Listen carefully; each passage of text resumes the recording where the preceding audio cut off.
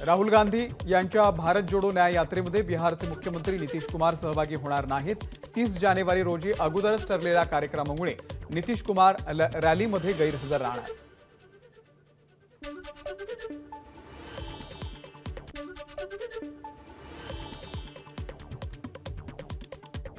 कर्नाटकमधील ज्येष्ठ नेते जगदीश शेट्टर करणार भाजपमध्ये घरवापसी। विधानसभा निवडणुकीच्या पूर्वी शेट्टर यांनी भाजपमधून केला होता काँग्रेसमध्ये प्रवेश।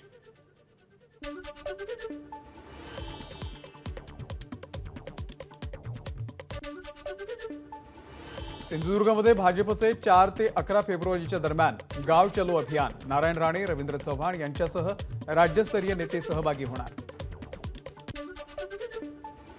राष्ट्रवादी आमदार पात्रता प्रकरणामध्ये अजित पवार गटाच्या साक्षीला सुरुवात। प्रदेश अध्यक्ष सुनील तटकरे आणि प्रतोद अनिल पाटील यांची साक्ष नोंदवणार।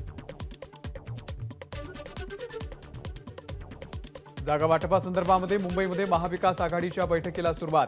उद्धव ठाकरे गटाकडून संजय राऊत, विनायक राऊत आणि काँग्रेसकडून नाना पटोले, बाळासाहेब थोरात, अशोक चव्हाण आणि वर्षा गायकवाड, तर राष्ट्रवादी काँग्रेसकडून जयंत पाटील या बैठकीला उपस्थित।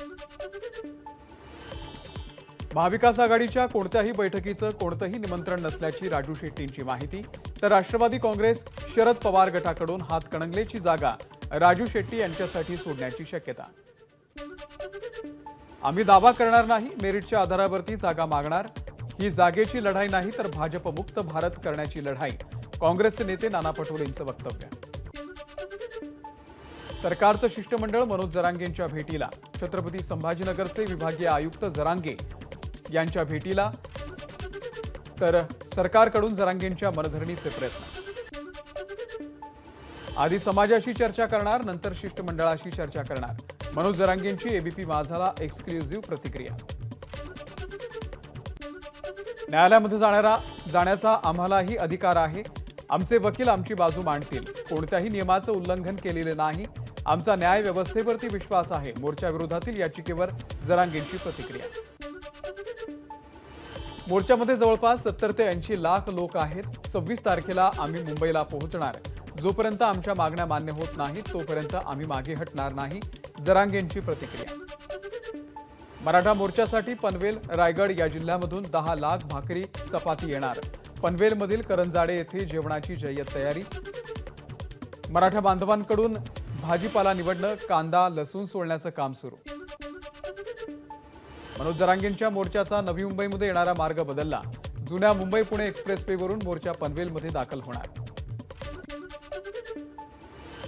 आज आणि उद्या नवी मुंबई आणि पनवेलमध्ये जड वाहतुकीला बंदी। मराठा मोर्चाचा आज नवी मुंबईमध्ये मुक्काम असल्यानं पोलिसांचा निर्णय। नागपूरमध्ये आज अंगणवाडी सेविका अजित पवार यांच्या शासकीय निवासस्थानी आंदोलन करणार। कोणताही अनुचित प्रकार घडू नये यासाठी उपमुख्यमंत्री अजित पवारांच्या नागपूरमधल्या बंगल्याच्या समोर पोलिसांचा बंदोबस्त। सत्ता संघर्षानंतर उपमुख्यमंत्री अजित पवार आज पहिल्यांदाच पुण्यातल्या जुन्नरच्या दौऱ्यावर।